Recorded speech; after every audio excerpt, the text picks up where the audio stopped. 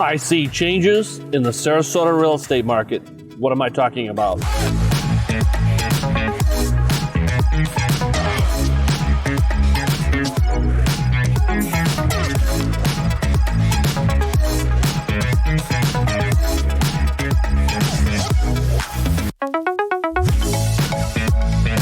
Hi everyone, my name is Mike Rennick. I'm the team lead senior broker of Team Rennick, part of that great Mangrove Realty Associates family.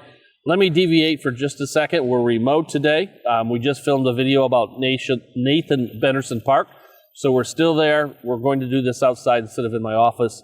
But it's threatening rain, so the convertible is parked in the parking lot. The top is up and the windows are closed just in case.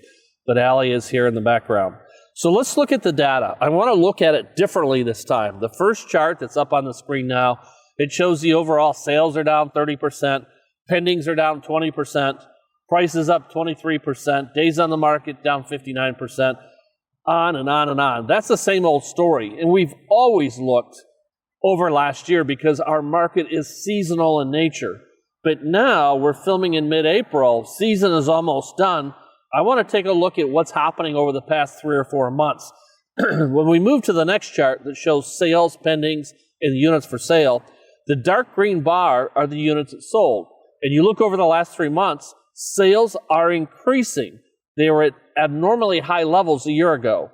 So sales are going up. That's a good sign for whether or not the market's going to stay strong. Look at the red line. That's the pendings. Those are the units that are going to close in 30, 60, or 90 days. They're under contract, but not yet closed. Upward slope to that line. So sales are up. Pending, which are future sales, they're up. And the inventory level, the units for sale, if you look over the last 2 or 3 months, they're starting to trend up. The problem in today's market, if you're a buyer, is supply side, number of listings, black and white. That's the only thing that's impacting us at this point. We had the problems before the interest rates went up, so we're not seeing that in the data yet. But when we look at it over the last 3 or 4 months, I see a good news story. Let's jump to price on the next slide. And we look at it, it's fairly consistent over the last 3 months. It's up from last year, but we're seeing prices kind of level off, which again, from a buyer perspective, is good news. Next chart, days on the market, relatively flat. Over last year, down. Things are selling faster, but they're staying consistent. That's another good news story. And months of inventory, kind of flat, a little bit of a trend up, but not a lot at this point. That's what we have to watch for. Everything that we're facing right now is the fact that something goes on the market, gets sold immediately. We just listed a beautiful 3-bedroom condo out on Longboat Key, listed it at $1,199,000. It sold within 48 hours for over asking price. It's just a crazy market out there. Sellers love it. But when are we going to come back to a more balanced market for buyers? And we're starting to see some signs when we look at the trend lines month to month instead of year over year. We're starting to see signs that look good. And that's healthy for all of us. Let's go to the national charts right now. Keeping Current Matters publishes the national charts, and they give me permission to use them in this video. Let's look at a quote from Altos Research. They're saying, and I quote, "We keep watching for it, but there are absolutely no signs of a market slowdown anywhere in the data. If anything, we're seeing the market continue to heat up." Looking at the next chart for active listings, for the first time in the last 6 months, they've gone up on a national basis. Seeing it locally, seeing it on a national basis. The question is, will this trend continue? Let's look at another quote from Lance Lambert, the editor-director of Fortune. And I quote, "Now, more industry insiders are throwing out their previous forecasts and replacing them with more bullish short-term outlooks.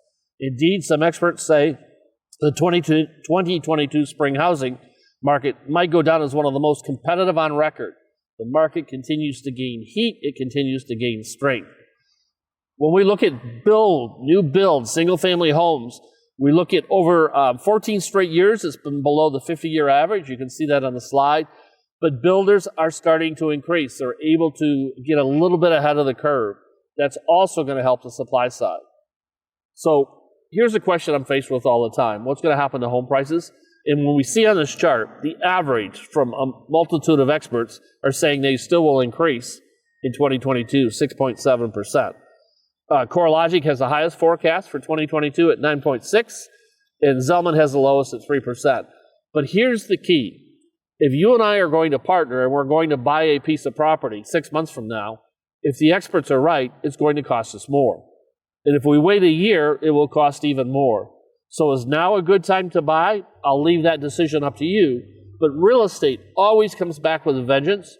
I look at the unit that I just talked about that we put under contract for $1.2 million. I sold it 4 years ago for $549,000. So in 4 years, it more than doubled. So real estate always comes back. So even though prices are high, the experts are suggesting prices will continue to rise, and now is still a good time to buy. So that's the latest data. I like looking at it differently right now, looking at month to month instead of year over year. This is just the beginning. Your broker needs to go deeper because not every part of Sarasota and Manatee County is the same. There are pockets where it's not as strong as the seller market. If you're looking to buy or sell in that area, your broker needs to know that and use it to their advantage for you. So this is just the start. If you have questions, if I can provide more information for you, I'd be happy to do that. Again, my name is Mike Rennick. My direct cell is 941-400-8735. Thanks for watching.